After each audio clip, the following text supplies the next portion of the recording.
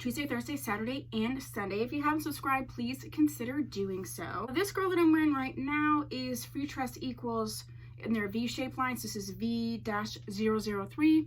Full review up on her, and I also have an update on her as well. Today, we're doing a fun little video. I have collected 20 synthetic wig hacks that I want to share with you, and then I also invite you to share wig hacks down below. So it's just going to be fun. Let me know if you've used any of these or if you have things to add. That'll be so fun. So let's just get started with my list. Hack number 1 is if your wig is a little bit too big, or you're going to be wearing it for a long time and you're afraid that it's going to slide, you can add an elastic band from ear to ear, so from ear to the back on your neck and here.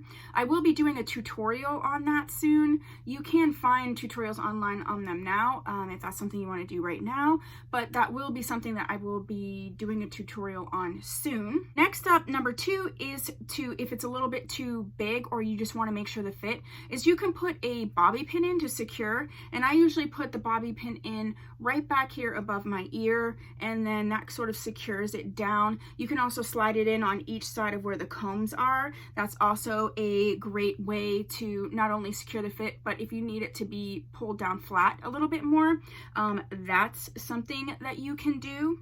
Number 3 is to use sort of those scar strips or band-aids on the underside of the part to conceal the part. You don't want to use powder or foundation or anything like that. You can,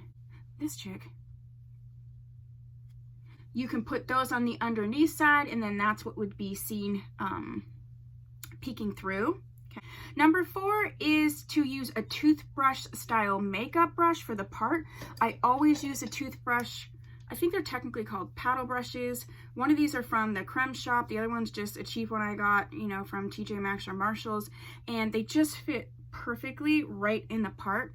Number 5 is to use liquid concealers with matching powder and set with hairspray to last. So I always carry my powder with me, but if you don't want to be doing that, you can go in, put in the liquid concealer, set it with a powder concealer of the same color, and then spray the part, and then it will last much, much longer. Number 6 is for a short-term basis. If you have a wig that's a little bit itchy, sometimes it'll have like the harder lace, you can use that Monistat to put right under where you're getting sort of chafing. I would assume like Vaseline or something like that would work.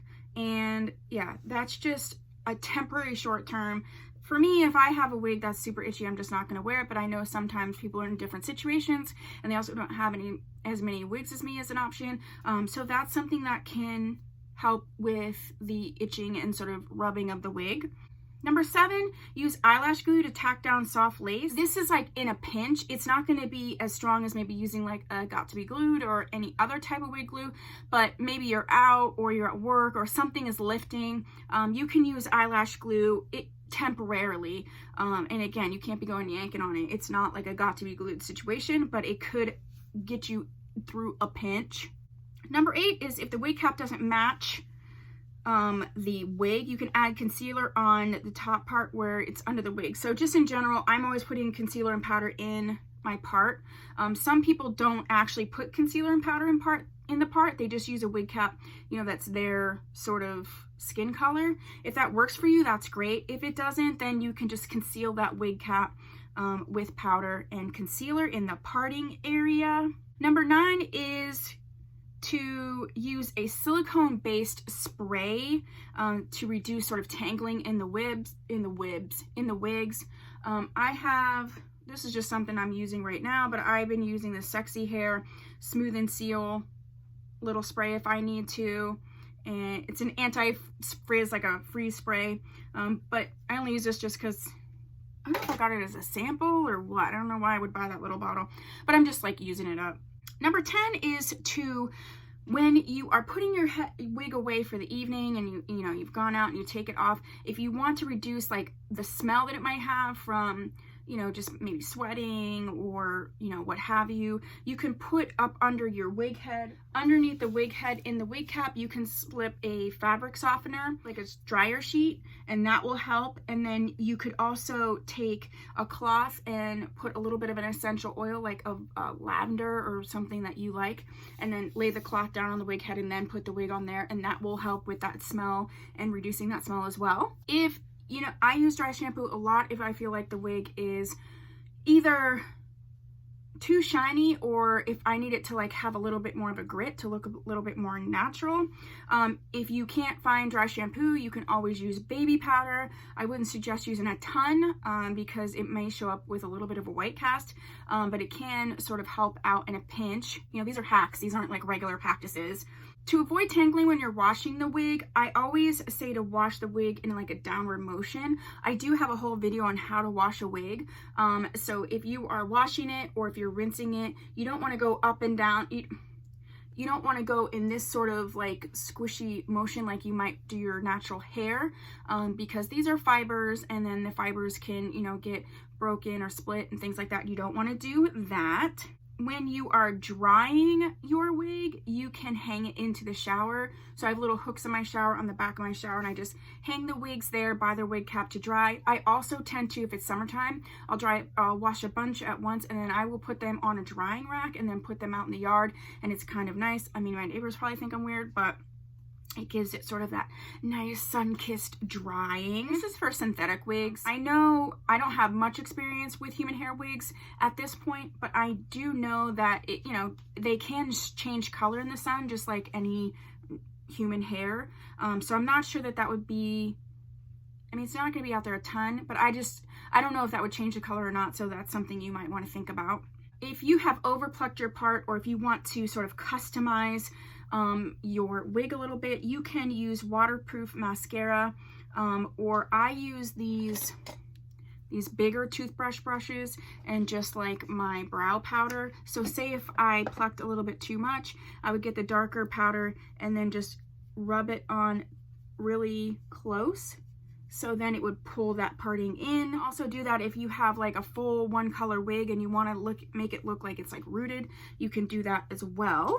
I do have a video on how to root a wig with powder and also with a Sharpie, so you can look at that as well. I'll put my wig 101 and my wig tips playlist down below so you can check out some more tips and tricks.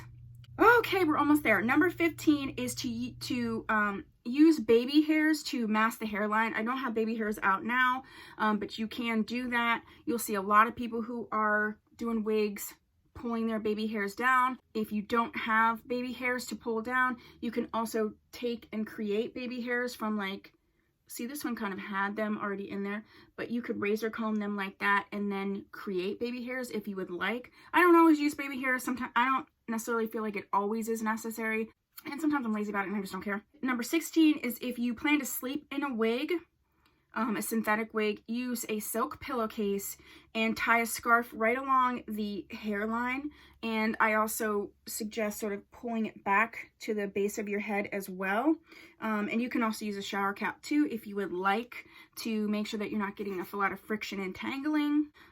This one I kind of already said, but this is number 17, is to darken or root a wig for a natural blend. So if this didn't have dark roots and it was just all blonde going the whole way, you could go in and add a few roots so that it would just look like an ombre situation, and then you could use your natural colored baby hairs and things like that. Just looks a little bit natural, a little bit more natural.